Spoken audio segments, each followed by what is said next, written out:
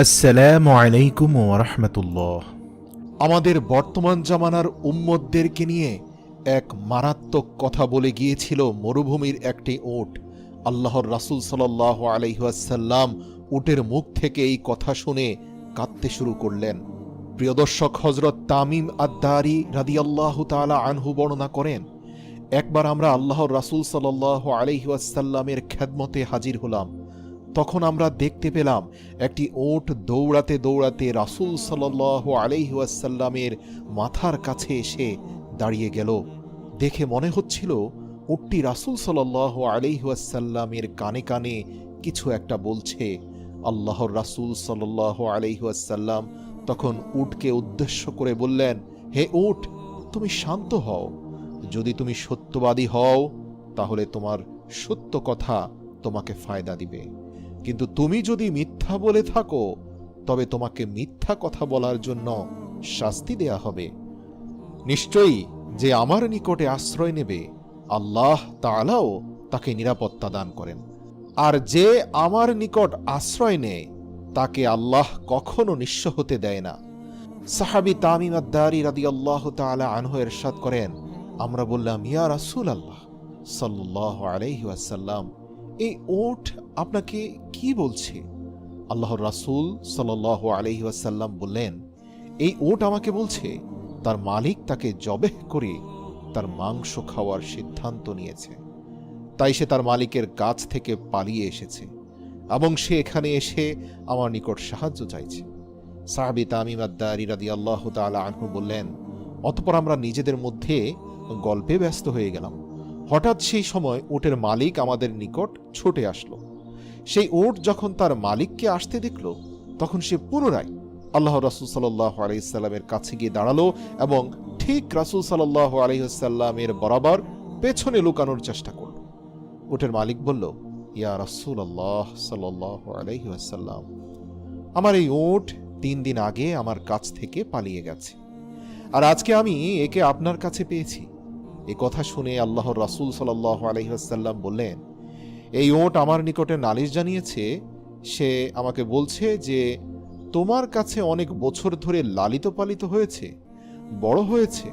যখন প্রচণ্ড গরমের সময় আসে তুমি তখন তার পিঠে চড়ে ঘাস এবং চারণভূমির এলাকায় যেতে, আর যখন শীতের সময় আসতো তখন তুমি তার পিঠে সাওয়ার হয়ে গরম এলাকার দিকে সফর করতে। আর এখন যখন সে বার্ধক্যে উপনীত হয়েছে তখন তুমি তাকে জবেহ করে তার মাংস খাওয়ার পরিকল্পনা করেছ। ওটের মালিক বলল, ইয়া রাসূলুল্লাহ সাল্লাল্লাহু আলাইহি ওয়াসাল্লাম, ঘটনা ঠিক তেমনই যেমনটা আপনি বর্ণনা করেছেন, কিন্তু প্রশ্ন হলো সে কিভাবে আপনাকে সব জানালো? এই কথা শুনে আল্লাহর রাসূল সাল্লাল্লাহু আলাইহি ওয়াসাল্লাম বললেন, আচ্ছা বলো তো, একজন অনুগত একনিষ্ঠ খাদেমের তার মালিকের প্রতি খেদমতের প্রতিদান কি এটাই পাওয়া উচিত? উটের মালিক বলল, ইয়া রাসূলুল্লাহ সাল্লাল্লাহু আলাইহি ওয়াসাল্লাম, এখন আমি একে বিক্রি করব না, একে জবেহ করব না। আপনি যা অনুমতি দেবেন আমি তাই করব। এরপর আল্লাহর রাসূল সাল্লাল্লাহু আলাইহি ওয়াসাল্লাম সেই উটের মালিকের কাছ থেকে উটটিকে 100 দিরহামের বিনিময়ে কিনে নিলেন। তারপর তিনি উটটিকে বললেন, হে উট, যাও, এখন থেকে তুমি মুক্ত। আল্লাহ তাআলার দেওয়া রিজিক তালাশ করো। অতঃপর সেই উটটি আল্লাহর রাসূল সাল্লাল্লাহু আলাইহি ওয়াসাল্লামের মাথার কাছে নিজের মুখ এগিয়ে নিয়ে মুখ দিয়ে একটি আওয়াজ করল, যা শুনে আল্লাহর রাসূল সাল্লাল্লাহু আলাইহি ওয়াসাল্লাম বললেন, আমিন আমিন। এরপর উটটি পুনরায় দোয়া করল। আল্লাহর রাসূল সাল্লাল্লাহু আলাইহি ওয়াসাল্লাম আবারও বললেন, আমিন আমিন। উটটি পুনরায় দোয়া করল। আল্লাহর রাসূল তৃতীয়বারের মতো বললেন, আমিন আমিন। কিন্তু উটটি যখন চতুর্থবার একটি শব্দ করল তখন আল্লাহর রাসূল সাল্লাল্লাহু আলাইহি ওয়াসাল্লাম আমিন তো বললেনই না, বরং আবেগপ্রবণ হয়ে কাঁদতে শুরু করলেন এবং বলতে লাগলেন, হায় আমার উম্মত, হায় আমার উম্মত। এমনকি রাসূল সাল্লাল্লাহু আলাইহি ওয়াসাল্লামের চোখ থেকে অশ্রু বেয়ে পড়তে লাগলো। সাহাবী তামিম আদ-দারি রাদিয়াল্লাহু তাআলা আনহু বললেন, আমরা জিজ্ঞাসা করলাম, ইয়া রাসূলুল্লাহ সাল্লাল্লাহু আলাইহি ওয়াসাল্লাম, এই উট আপনাকে কি বলছে?